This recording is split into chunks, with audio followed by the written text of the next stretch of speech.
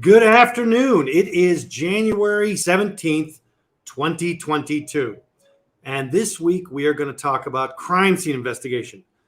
Specifically, we're going to talk about some of the myths that have arisen because of the way that crime scene investigation has been discussed and has entered the popular culture. And again, I'm here with my co-host, Melanie Inglis, out of Canada, a fantastic forensic investigator who has recently taken a position, full disclosure, with my company as an affiliate crime analyst. How does it feel? Tell me, how does it feel? So, tell me what your new position entails, just for people to understand what you do now, because you went through our program and studied, then you went through a forensic residency that lasted way too long. And now you've taken a professional position with us. How does it feel? Tell me what you do. I do case intake. What does that mean? What does that mean? Why is that even a job? Why would we even need that? That doesn't sound like a thing. Well, because nobody reads the cases. And you've come out shooting, which is actually a pretty important thing. And I am now doing that job of the people that don't do the job. They're supposed to be doing the job. Every single professional who encounters a case is supposed to read it. And what I have found in my professional career is that most people have compartmentalized their functions so narrowly that they do not read anything. It's hard to get attorneys to read the case. It's hard to get investigators to read their case. It's hard to get investigators to communicate. Prosecutors don't read their case until they're even going to trial because they don't want to waste the time. They want to get a deal beforehand, so they'll try to get a deal without having read the case. I always say the same thing. If you want to be any good at this work, be the person who read the case, because you'll be the only one. I still can't believe that it's a thing, to be honest with you. Yeah. I learned that early on. I thought, well, what am I going to do? What is this position? What does this mean? And then you hand me cases and I'm looking through it thinking, well, this was pretty obvious. Has no one read this? How did we get to this point in this case or this conviction when there's either a bunch of information missing, or they was there and just nobody looked at it? Nobody looked at it, nobody read it, and two different people read two different documents, and they never talked to each other about what was in each document. So evidence that didn't get collected, evidence that didn't get tested, witnesses that didn't get interviewed, crime scenes that didn't get processed at all, or theories that don't match the evidence as it exists, and statements that are bold-faced lies. Case intake is about examining what you got and looking for the inconsistencies in what you have, what you don't have, and what can still be done, right? Making lots of lists. Making lots of lists. Here's a list of things that this person said that didn't make any sense or that don't match the evidence. Here's a list, or going through and looking at comparing a finding with a protocol. Like, you have this finding that you made. Did you do the protocol to make that finding, or did you just make that up? A lot of times they just make it up. Yeah, the lists for law enforcement are my favorite. It's basically just a nice way of saying, here's a list of things that you didn't do that you were supposed to do. And now I have to tell you how to do your job. Yeah, that you're required to do. Yeah. And that leads us to today's subject, which is crime scene investigation. There is a belief in popular culture now, especially among people who watch a lot of true crime or read a lot of true crime, that they have a really good bead on what crime scene investigation is and entails. And that even they have an expert level understanding. We've entered this new age where anybody with a computer or a cell phone believes that they are an expert because they have access to Google. And it's even worse when those people work in the justice system and they step outside of their lane and start commenting on things that are not within their ability. I had that problem this week with a client. It was very distressing. So I think we see that more often than not these days. Yeah, and it's about providing this cooling effect to the case and looking at it and going, okay, here's what science actually says, not what you believe based on what you watch on television. And that's our biggest problem. Our biggest problem, I guess, again and again, most people learn about history, culture, art, science, forensic science, and crime from movies and television. They don't learn from other people. They don't take the time to learn. They don't take the time to study. They don't take the time to do actual reading. They'd rather just watch a movie, and generalize that. And the Mhm. same people who do that are the same people who work in law enforcement. They'll do the same thing. And the way you can tell someone's an expert or not is when they're talking to you and they cite an example. Their example is from a case that they've worked, not from a movie that they saw or a TV series that they saw. Documentary. Right, a documentary or something. And that's information, but it's not knowledge and it's not insight either. No. So let's break this down real quick. What is crime scene investigation? I want to show this real quick. We'll share my screen so everybody can see what I'm looking at. This is a little presentation I put together a while ago, infographics on different things related to forensic criminology. Let's just scroll down real quick here to the areas that we care about. So this is a big one right here, the crime scene investigator or the crime scene technician. But we have to separate the process from the professional. So a crime scene technician is somebody, by law, they have to work for the police department. The police agency has the only duty of care, the only legal requirement, the only legal duty, the only legal obligation, the only legal authority to seize a crime scene, to tape it off, to collect evidence and submit it for testing. Law enforcement has that only responsibility. And because they're the only ones who can do it, the responsibility is heavy. Their people have to be properly trained and educated. They have to use good scientific protocols, and they have to be reliable. Of good character, and of good education, training, and certification. So these are individuals. Crime scene technicians are individuals who process crime scenes. There is no reconstruction at the crime scene. Crime reconstruction is a completely different endeavor. Crime scene technicians process. It means what they do is they recognize, collect, document, transport, and assist with the storage of physical evidence from the crime scene. They always work for the police. Then they are either sworn or unsworn. Sometimes they are sworn personnel, which means they have a badge and a gun and that kind of stuff. And sometimes they are civilian personnel, which means they don't have a badge and a gun. They're just like somebody who works in dispatch. All right. These are not people who, by virtue of their existence, are capable or qualified to give expert findings or testimony as scientists. They are not scientists. They follow checklists. They do what they're told. They collect what they're told, and they preserve, package, transport, and send it off.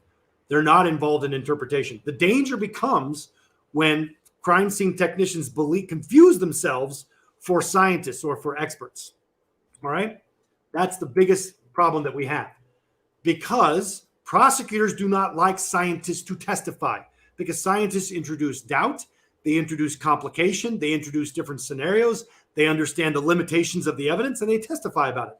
A police technician does not understand those things, so they will speak in terms of certainty and absolutes that aren't earned, that don't exist in the real world. Prosecutors love that. They can control that narrative with the police officer. So what has happened over the years is that you have a situation where the legal community has subverted the scientific community by putting forth police officers and police employees as though they are scientists and experts when they aren't. All you got to do to defeat that is put a challenge to it. But most attorneys, even those working for the defense, are afraid to do that. They don't understand the evidence.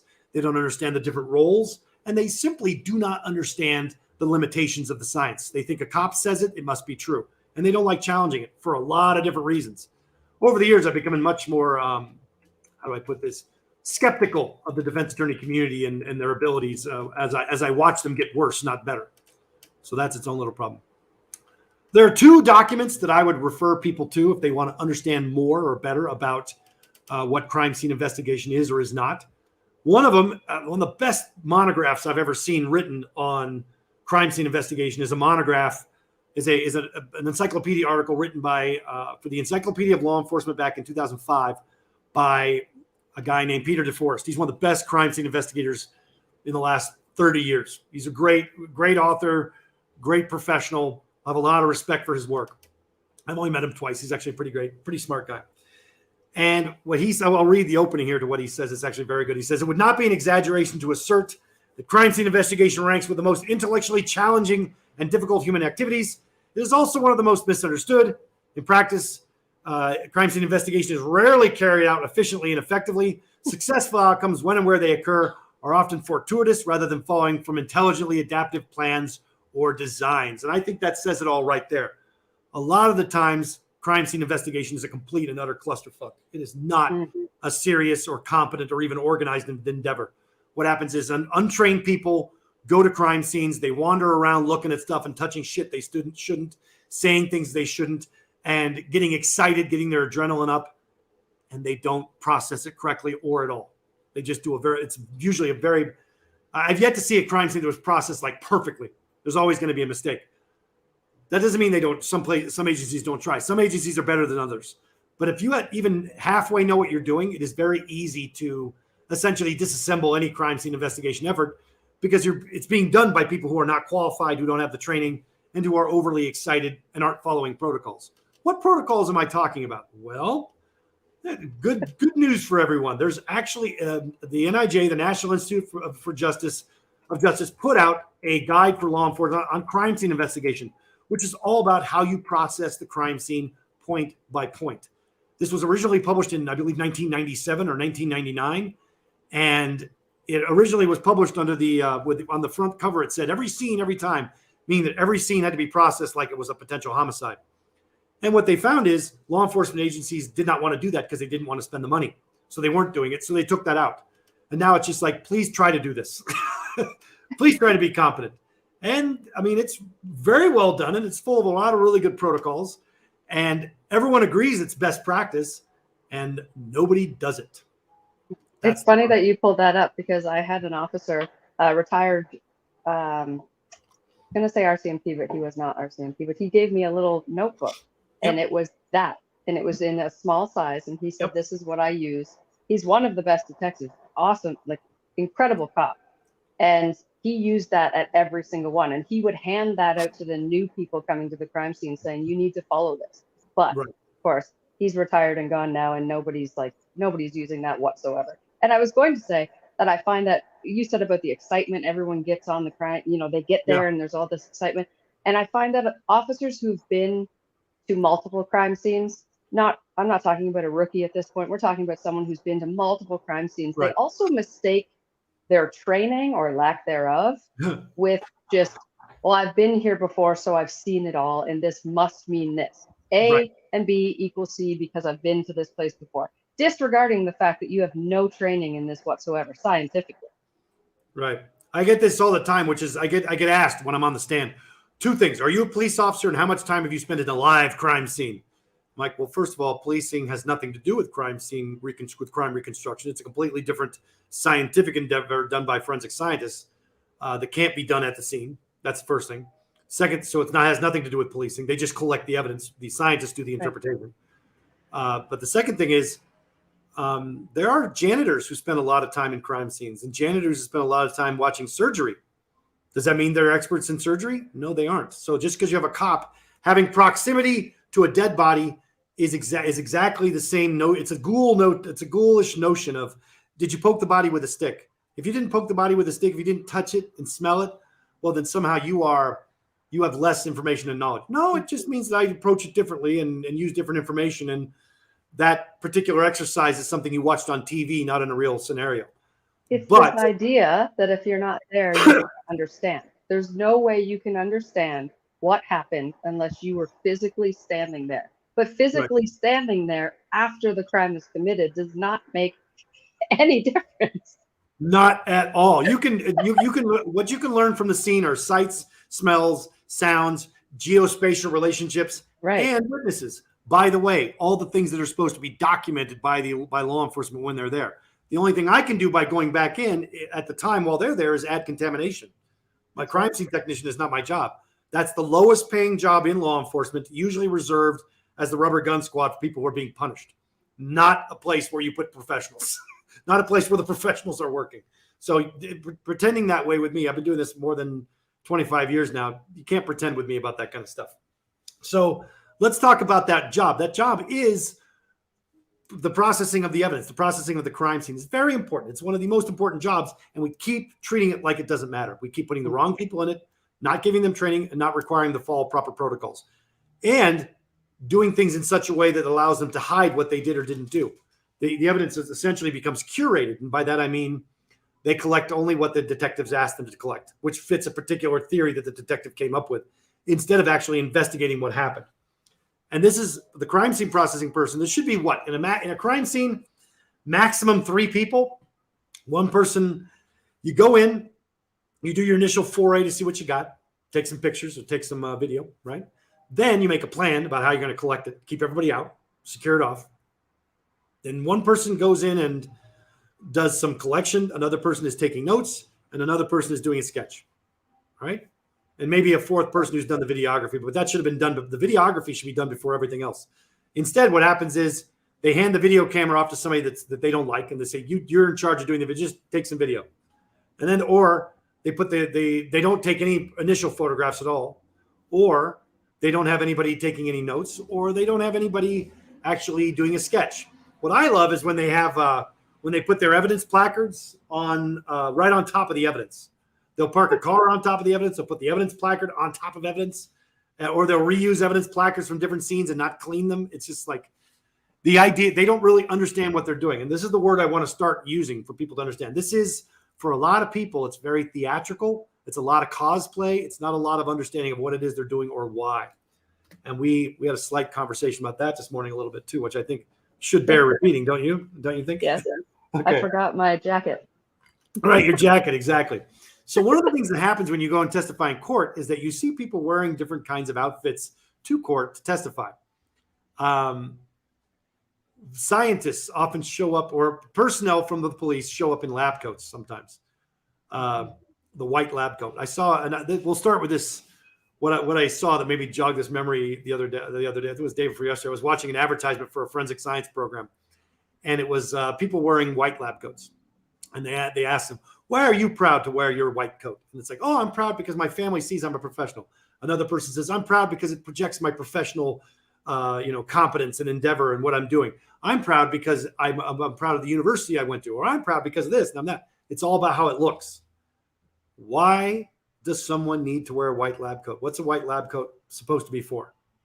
It has only one purpose, and that is that it demonstrates to you when you have things on you that are dirty, when you get contaminants on you, blood, chemicals, reagents, other things that get onto you, dirt, whatever, and it indicates that you need to change that garment between examinations or between cases when you're a doctor, when you're working on as a doctor. If you are not changing your coat, or if you are wearing it outside of that environment, it has no value. It's the same reason on a boat that a really good captain will take their engine room and they'll paint it completely white. So they'll have their video cameras on that engine and they can see when there's a leak. They can see the leak forming. They can see the black oil or the different colors of coolant hitting the wall. So they know there's a problem. The white lab coat is a surface so that you know there's a problem. It's the same concept of scrubs that you wear for a hospital. There are a lot of, when you are watching a doctor or a nurse or something like that in public wearing their scrubs, what does that mean? Does it mean that they are about ready? They were in surgery and had to come out real quick and do something and go back? Is that what they're trying to create, that idea of urgency? Of course not. Status. It's about status. It's about showing the world that they are a doctor or they work in the medical profession. Those scrubs have no business being in the real world at all, because they have absorbed contaminants. They have absorbed biological material, and they're wearing them in the hospital while they're engaged in their practice so that they can go change out of them into their civilian clothes and go back into the world clean. That's the whole point of scrubs. But if you're wearing them outside of the hospital environment or off the hospital campus, it's because you're trying to tell people that you're a doctor. And a lot of times, especially men, they love to wear it in public. They wear them too tight, and they put their cologne on, they go out to the store. Oh yeah, I'm here at the store just buying fruit in my scrubs. It's like, no, you're here to pick up chicks. Try to get a girl. You're trying to get a girl. That's what you're trying to do. Lead her to believe that you're loaded. Yeah, you want them to know that you're loaded. You want them to know you got money and prospects and you're smart and whatever. That's what you're trying to do. And more importantly, if it's true that these are what you're wearing for work, then you are violating basic hospital protocol by wearing dirty scrubs into the environment. You're providing contaminants into the world. The only way that would be reasonable is if you changed into clean scrubs to go outside. I was just going to say, You know that we're going to get someone saying, but I changed into clean ones to leave the Yeah. hospital for my Yeah, break. why? or Why not something. wear your civilian clothes? Yeah, Because why you want not? attention. That's Because right. you want the attention. That's what you're doing it for. You're doing cosplay. Same thing with, but we know this is true because a lot of people dress up as cops or dress up as doctors or dress up as forensic scientists. And that the people in the real world don't know the difference between fake and real. They see the uniform and they immediately respond. You know what I mean? They're doing cosplay to get a response. So you get people who dress up as fake doctors, as fake cops, as fake whatever, to make people believe that they have a certain background or a certain intelligence or a certain economic status. Like you said, Yeah, they want respect from people. That's exactly right. And that's the biggest problem that we have is that for a lot of people, this is cosplay. It's theatrical. This whole endeavor is theatrical. One of my favorite TikTok channels is this guy, and all he does is he does theatrical breakdowns of gun range behavior. He goes, you see all these theatrical behaviors on the gun range that make no sense. Like when you do like a safety, like you do a tap check on your gun, makes no sense. You do a safety check looking left and right when you're on the range. The problem is you're on a range and you're practicing, and you're going to carry bad behavior from the range into real life situations and screw things up. There's so much that people do to copy what looks cool in a movie as opposed to actually doing their job and doing their work. And that is, to me, where we begin, because you have so many people who are interested in crime scene investigation who are not professionals. And I'm specifically speaking to what would be a large audience for this podcast, which is people who are, how do I put this? Who fall into the bored housewife category, who enjoy true crime, who enjoy, they watch true crime on TV. They read true crime. Let me give you the legitimate reasons. I understand why it's mostly women. Do you understand why it's mostly women watching true crime stuff? Because I do, and I think it's a legitimate reason. It's not you tell me? It's not just boredom. No, why don't you tell me from a man's perspective? Tell me, white man. White man. Well, it's simple. They're afraid of men. Men screw women over constantly. Men are very violent and aggressive, and men are terrible people. Men do terrible things to women with impunity. And so what women, I believe, most of the women that I know that watch this stuff who are not doing it purely because they're ghoulish people who enjoy this stuff. They're watching it because it's teaching them how to survive. They're looking to see the signs and the indicators in their own relationships to either verify a good reason why they got out of a past bad situation or to avoid a bad situation in the future. Those I think they're not learning how to hide the body. Clearly not. Clearly not, because nothing you see on movies and television teaches you any of that stuff. It doesn't teach you anything. No, but I understand. I understand the perspective, because I would say that a lot of females that I know, as well as myself, that's where this whole thing began for me. I was always drawn into law enforcement, crime scenes, serial killers, all of this sort of thing, but I couldn't figure out why. But I survived a couple near-death experiences, one when I was 12, and that's when my fascination came with abductions and the sex trade and all of those sorts of things, because that almost happened to me and I wanted to be able to avoid that. So I watched these things looking like, okay, so what kind of vehicles should I be looking for? Is it similar to the one that came to me? Is it the same type of individual, the same kind of man? What are we looking at? And it's all of these things to confirm that it happened to you, even though you know it happened to you. But then to find all of this, like to look for evidence, I guess, or signs, so it doesn't happen again. No, that's very fair. And I think those are legitimate reasons. I think it's good because that's true. We have a responsibility to provide good and accurate information, even in those kinds of programs. Does that make sense? Instead Absolutely. of it doesn't mean now we have less responsibility. Now it means we have more, because there are people using this as a guide to understand human behavior. So we have a responsibility to be better stewards of that information and better stewards of each other in terms of providing information and actually caring that the quality is there. We're not here to sensationalize. One of the things I refuse to do is trade on victim and pain and sensationalize.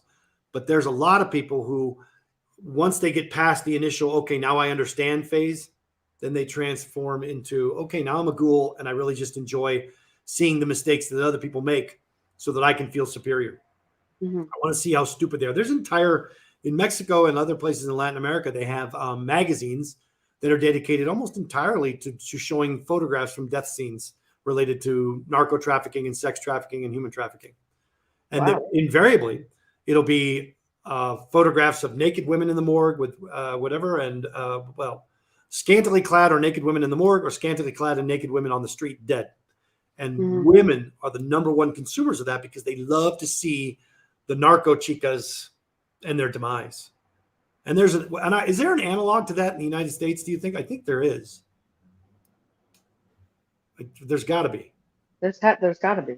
There's got to be. It's like a true, because I don't spend a lot of time in the true crime realm in the United States, but we have the same kind of fascination. It just percolates into other areas. It just goes right into other kinds of things. More, I guess it's like Lifetime original movies. That'd be the same. Yeah, and this could be going a little bit too far, but I also think that we have an industry, an adult industry there's parts of that industry that are mirroring crime scene photos. Yeah.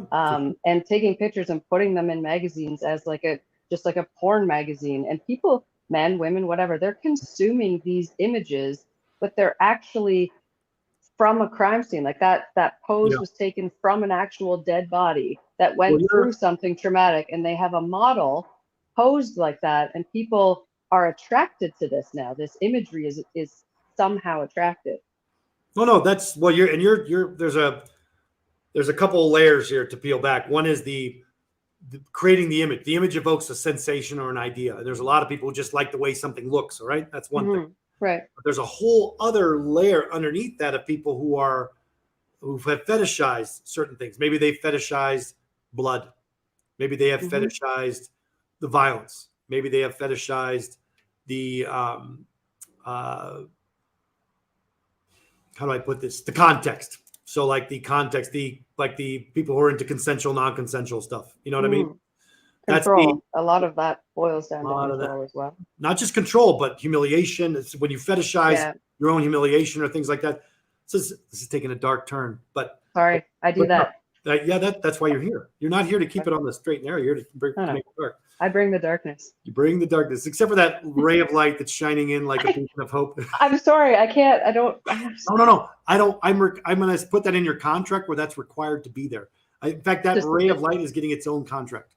The angel on one side and the darkness comes here, right? That's where this is coming from. I wasn't thinking that, but it's interesting that you were. No, this is a problem. The problem is you have this different kind of people coming to this work for different reasons.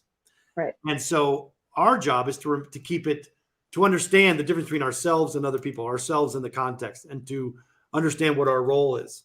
And the crime scene investigator's role is supposed to be to document and collect and transport faithfully within the confines of good scientific protocol. That means they got to have good training, they got to know what the protocols are, and they got to treat every piece of evidence like it matters. We've talked about this before, but I've worked cases, and you've seen them too, where officers will walk into the crime scene and walk on blood and walk on other evidence, not paying attention to it. And then they will go and find one thing that they think is important and treat that like it's the most important thing, like it's a precious jewel or a nugget of gold that they just pulled out of the river and they got to protect it and keep it safe. When everything else in the crime scene they ignored. And it's because it fits their narrative. Their narrative. I also think they come up with a conclusion at the crime scene, and then that's the narrative that goes through all the reports. I'm gonna correct you because I don't do this often because you're usually right. I'm always right. Okay, settle down. Let's try to. I'm not even close to always right. But we know that. You're right a lot of the time. Let's put it this way: at the crime scene, yes, but it actually happens before then. It happens when 911 makes the call and they're responding, or when they hear the call out of the radio, when they're being told you're responding to this kind of scene. Before they even get to the crime scene, they're talking about it. And then they look for what supports that narrative. That's right. Who's involved? Oh, it's so-and-so. It's, this. It's we got Blue and Happy, these two normal drug dealers, or we got Skippy and Red, these two drug dealers from down there. They did this kind of thing over here. They're probably doing this over here. It's at this house where we had these calls. So now we know we know what neighborhood it's in. We know what the actors are. We know the narrative. This is what we're going to find when we get there. And then they get there and they look for only those things. or they see only those things because they're incapable of realizing the bias that they just introduced into it. But they're not rewarded for checking themselves. They're rewarded for speed. So they're actually being rewarded to think that quickly in terms of prejudices and think in terms of not only their prejudice, but their stereotypes. Stereotyping is faster. And they're rewarded for speed, not accuracy. That's the problem with crime scene investigators. And they're also being what I love is watching how crime scene investigators play this game where they're not responsible for what they collect at all. Because they're not actually in charge of the scene. They're in charge of the evidence collection, and the person in charge is the detective or the lead detective. And I have a great swell of pity for crime scene investigators who are there against their will because they're being punished, because they have like 3 or 4 bosses telling them what to do and what to collect. And none of them are communicating with each other. So they're there at the scene, and they got to stand their ground on a lot of stuff, or else they're going to get steamrolled by different people coming and saying, you need to focus on this. You need to focus on that. You need to focus on this. I feel bad for them. If they don't have good training and a good spine, they're not going to be able to do their job effectively. What I wanted to do is ask you about your experiences in terms of this particular issue. Tell me before you started working with us and with me in particular, what were your ideas about crime scene investigation? I mean, you kind of tipped your hat a little bit already, but what did you really think was going on in terms of crime scene investigation? Did you have a overall good view, a good science, good practice, or did you have an overall negative view? What were you thinking when you first approached this subject? I would be in the category of the housewife that we talked about, the women that are watching. And I just had this fantasy that it was being handled properly, that there was educated people, there was actual science happening, and that from start to finish, everyone was fully educated in their position and doing their job, and justice had been served. Nothing to look at. Everything was done properly. Everyone's checking boxes off their protocols. That's what I believe. Right. Firmly. So it was a very organized, professional endeavor with a lot of training behind it. Absolutely. I looked up to law enforcement. That's why I spent 7 years of my life trying to get hired onto the police force. I had them on a pedestal, and I thought, this is what I want to do because my mind works like this. I am very good at lists and completing things, and this is the kind of job that will offer me that. And even if not, even in law enforcement, moving from there to like detective or victim's advocate or something like that, that would make a difference in a case, right? Right. Absolutely. And that's what you believe. So you think they're guys with clipboards and they all got pens and everybody's communicating and they're all talking and there's a very clear chain of command with somebody at the top who looks like me giving orders and everybody's following them. That's how it is. Yep. But the problem, that's TV. That's TV and movies. Sure was. And it's not the reality. The reality is you struggle to find the person who's got a good pen at the crime scene. The reality is, before you go to a crime scene, you know what you're supposed to. Let me tell you what we do before we respond. Me and Valeria, before we go to a crime scene, even if it's usually one that's been released and we're going back to reprocess it, which means to process it for the first time properly. So we go there. First thing I do is I go to the dollar store. What do you think I buy at the dollar store? Pens and a notebook. Pens that are brand new, that don't have any shit. Highlighters. Pens, well, highlighters maybe, but not necessarily. So I buy ballpoint pens, Sharpie pens for the evidence. I buy rulers. I buy tape measure. I buy envelopes and nitrile gloves, minimum. And sometimes if I know it's a shooting case, I'll buy string so that I can do the trajectory. You don't need fancy shit. You don't need $100 shit. You just need basic stuff. And you just need something. Yeah. That would be better than nothing, which is what everyone's bringing. Right. And also you bring your charger for your phone and you bring a camera that's specific to the crime scene and you bring multiple batteries for that camera. Why? Because what people don't understand is as you use something, the battery starts burning more powerful. The thing will overheat. I was working a case in Savannah, Georgia. Not as outside of Savannah, at Fort Stewart, just south of Savannah. And we went to the military evidence holding place for a vehicle, right? And it was one of those days in the South where it's raining and then it would stop raining and then it would be 105 degrees and all the rain would steam And so it was steaming up all of our gear constantly. We were doing this outdoor crime scene look. Oh, I'll give it. This is a really great case. So this case involved a vehicle. The vehicle, they asked me, why do you need to process it? I said, well, I need to look inside and see what's there. Well, we've already processed it. This is the crime scene guy from Fort Stewart said, we've already processed it. You don't need to look at it again. And I said, yeah, I do. I need to go look at it, break the seal, go into the vehicle, see what's there, see what maybe got missed. He said, nothing got missed. Nothing got missed. There's no problems. You don't need to look at it. And we got an order from the judge, and the judge let us go anyway. So we get there, and the first thing that's going on is I'm trying to take pictures with my cell phone. Actually, it was this cell phone. One of your 5 iPhones? One of my 5. I have 3 iPhones. Just give me a break, all right? One of them's a dummy. I got a new one. Look, they had a special.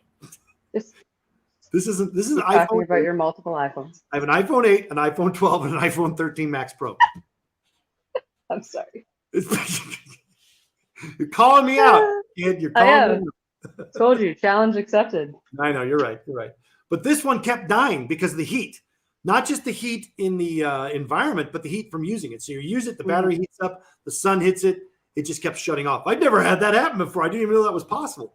So that's one of the most important things, is to make sure your gear functions and works. My regular camera is the only thing that was working after a while.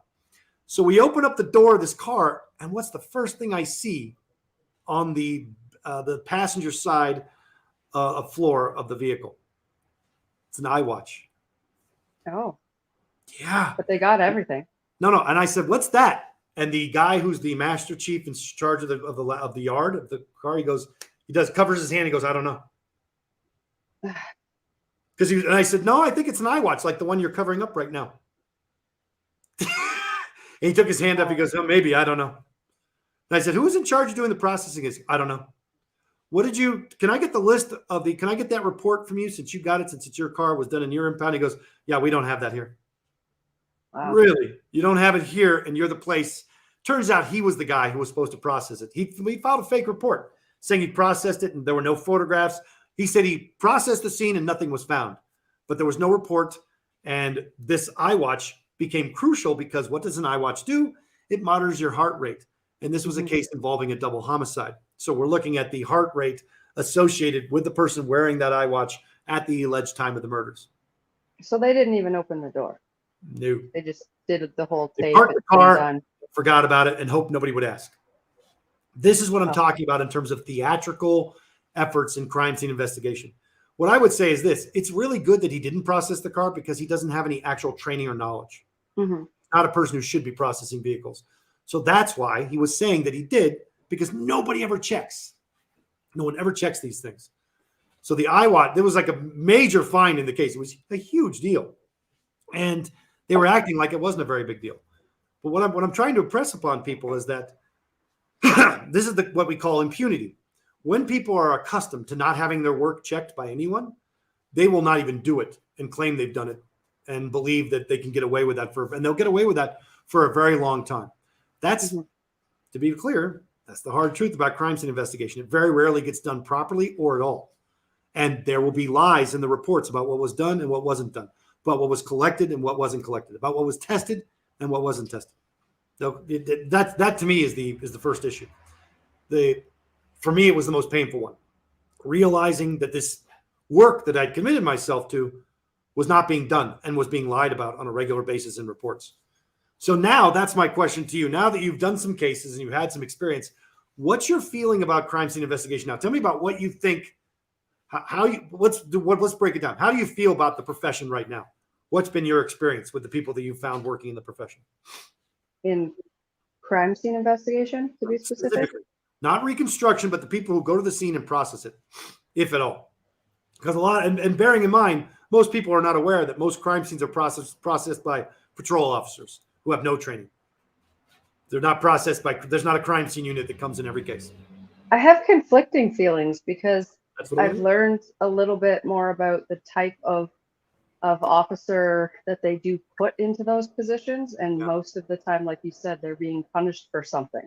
And so they're going into this situation. And so I kind of have a bit of empathy for that situation, because they're being thrown into something that they aren't prepared to be in and they're not knowledgeable in, but they're being forced to do it. But then at the same time, it's frustrating. Like every time you give me a case and I'm looking through it and I just get frustrated more and more so each time I look at a case, because nothing is being done, or the bare minimum is being done, or even worse than that, it's just being covered up.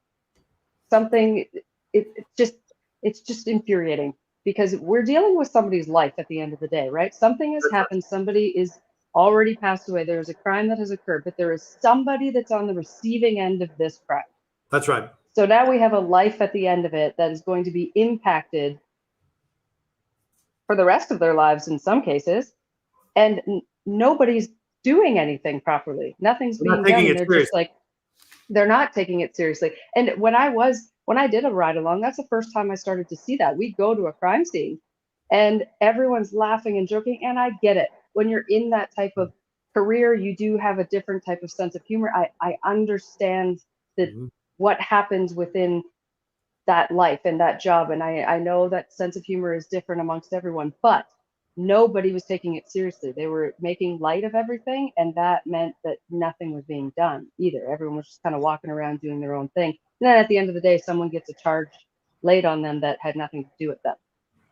Right. And the lack of seriousness translates into a lack of seriousness in the vehicle with the effort and the enterprise translates into a lack of urgency and seriousness at the scene.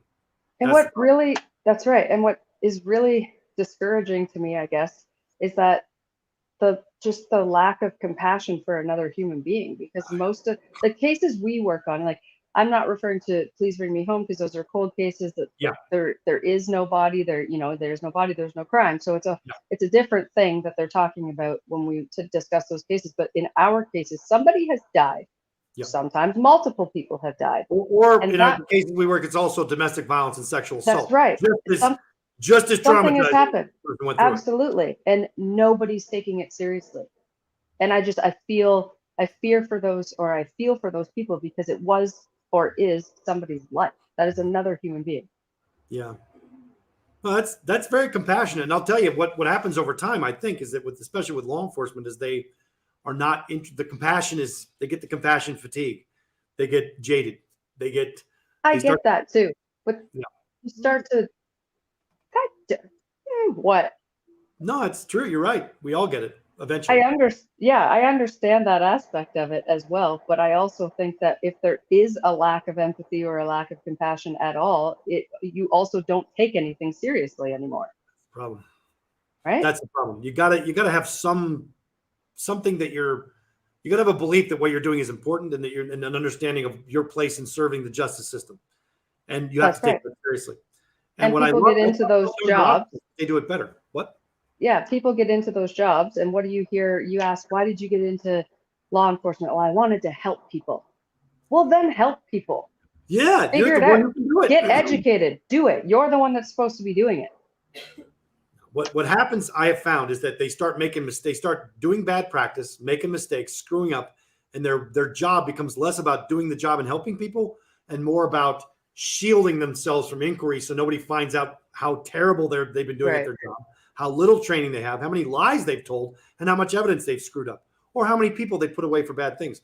One of the things that we're seeing now is that law enforcement is being taught, or law enforcement is mirroring this idea of bullying that starts on the playground and comes into law enforcement, where they just make up laws. They just make up rules and say, I'm the cop. I'm going to arrest you for X. And the person will say and you can watch the videos. The videos are being made on a regular basis. People are doing audits of police agencies and public agencies to show that they're making up laws to suggest that the law has been broken, to arrest people for laws that don't exist. And that happens a lot. This has its roots in racism, in Jim Crow, and in control of different groups of social class. You know what I mean? That's the problem. Yeah. This is a pattern and practice that's been going on a long time, and they're not coming to law enforcement believing that's what it is. They're coming to law enforcement, as you said, to help people. But then over time, they learn from the seasoned investigators, the seasoned police officers, that in order to prevail over a regular citizen, all you need to do is lie and threaten. And even put the cuffs on them and make a display of putting them in the car. And for most people, they'll wet their pants and be frightened and do what they're told. Yeah. But more people are now becoming aware of how common this practice is. And more people are now, and it's because of, thankfully, for cell phones. Cell phones are to change the way that policing is being done. And that's why the first thing a police officer will say if they see they're being recorded is, turn that off. It's illegal. It isn't illegal, and they don't have to turn it off. It's not. That's a lie. In fact, if you continue with that kind of speech, you can actually get your department sued with a very large settlement for that kind of bad behavior, for lying about the law, not understanding civil rights, and for essentially trying to coerce a citizen with an illegal order. Now, the why that matters is because that behavior translates into the crime scene.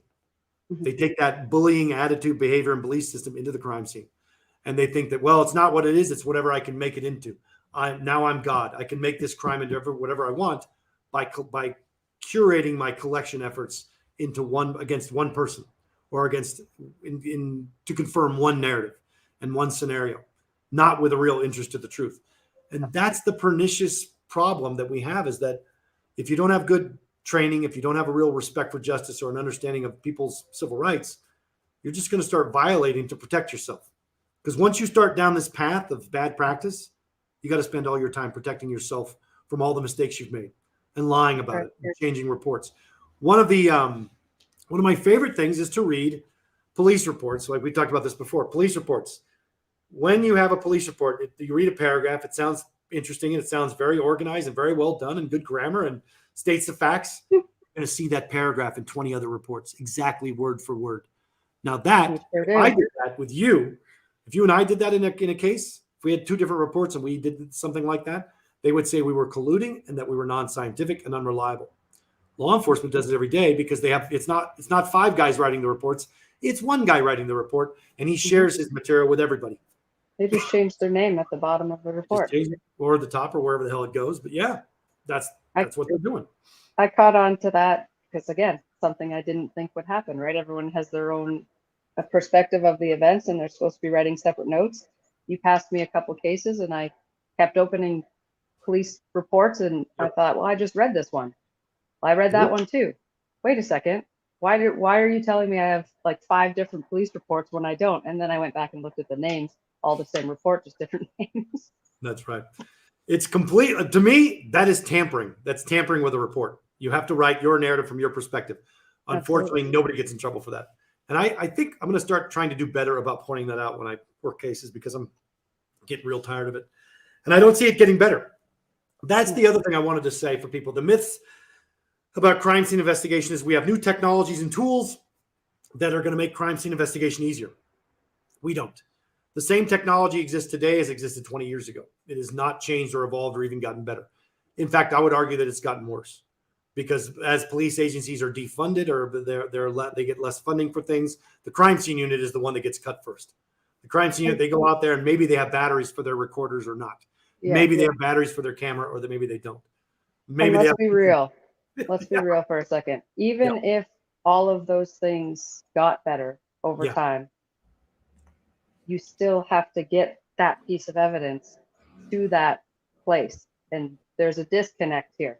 We can have high-tech machines and ways of doing things, but if the evidence never gets there, it doesn't matter. And most of the evidence they say they're collecting doesn't get there, or they don't do this, or they don't do that. So it doesn't even matter. Well, let's talk about two things real quick, just to show the two kinds of technologies that are new, that are supposed to have revolutionized crime scene investigation, but they haven't. All they've done has been really good money pits for the private sector. All right. One is 3D crime scene mapping. I have worked a lot of cases where they got 3D crime scene mapping. You know how useful that is? It's not useful at all. They take the machines that they use to model homes for home sales, and they do 3D crime scene mapping. You can zoom through in and look around. No, those are the way that the software works. It gives you kind of a partial feel for some spatial relationships, kind of, but it's pretty shit in point of fact. It's actually better for me, more useful for me to use the photos. I'd rather have good photos than a 3D crime scene, because a 3D crime scene isn't a 3D crime scene. It's a big mess of pastiche or a composite of photos put into a really weird, funky software that you have to use to view it. And it's just, I found it to be very clunky, ham-handed, and not useful. I'm not a big fan. It costs hundreds of $1,000s for the software, and and it costs tens of thousands of dollars to keep the training update. And the software is proprietary, so you can only view the render with the software that you've got. And they update it often enough that you have to keep buying packages and licenses. It is a money pit. It is designed to take the money that you have for law enforcement and dump it into the private sector, often with companies run by other cops, by retired cops. So it's a great little graft that doesn't have any bearing on reality and does not help me do my job better. I'd rather have sounds good. What? Sounds good to the general population. It actually does. So that's number one. Number two is I just had to write this white paper for a case I was working on, a triple homicide in California, because of the lies that are being told in court about cell towers and the determination of a person's position based on cell tower information. What we found out, there's a belief based on the technology that exists for food delivery services, your Google Maps services, that since those services exist and they exist for the regular person on your phone, that you can target a person down to a couple meters, right? You can do that. We can do that right now with our cell phones. Can law enforcement do that with cell tower data? No, they can't. Not after the fact. You can do it live. Doing it live is one thing. That's one thing. But using cell phone tower data, historical tower data, to do an analysis and figure out where a person was, it doesn't work. It's actually very unreliable. And there was a big scandal in Europe where they had to let something like 800 people out of prison because they've been convicted falsely using cell tower data. Wow. Yeah, there's a whole journal article about it. So if you are thinking that 3D crime scene renders are the new wave and it's the great stuff, as someone who does this on a regular basis, I can tell you that the technology is clunky, inefficient, and it's great money for retired cops trying to open up startup businesses. But it's not effective for crime reconstruction that I've seen. Nothing. It's not better than photographs and a diagram. You get more information from a hand-drawn diagram and photographs than you do from a 3D crime scene render, because you're going to make the mistake of treating it like it's sacrosanct, and it's not. And cell tower data, historical data, not live, but historical data, when you're going back and looking at the paper trail it is not absolute, and it cannot pinpoint locations. It can't. They've actually started on the cell tower data now that you get from the phone company when you're working on a case. The historical data now comes with a warning not to use it as absolute, not to use it as certain. Historical data. This is different than, again, the live function. Than live, yeah. If you're looking at a live cell phone, you can find them. That's within a few meters. That's not a thing. But the problem is the historical data and trying to use that to map out where somebody was historically during a period of time. I find that that's something that's brought up in the cold cases as well, because they're like, well, where were they last seen, or where was their cell phone? Where did it ping off last? Yeah. And bringing all of that up, it brings up like 5 different towers in a huge vicinity that you can't even begin to figure that out. It's not accurate whatsoever. Yeah, I just did it. I can pull it up here. So I'll show you this real quick, because I don't think I've even shown it to you, because we did it for a case. I had to actually prepare for a case. Share the screen. Here we go. Boom. And share. So this right here is, I believe it says, here we go. Historical cell site location information in forensic context. It's been used. There's a bunch of different articles on it, but historical, this is right from a peer-reviewed forensic science journal article on the issue. It is junk science to use it with absolute certainty. It's been offered as objective scientific location evidence in criminal trials. It's actually been used to actually convict people, but it's not precise. It's way less precise than people claim it is.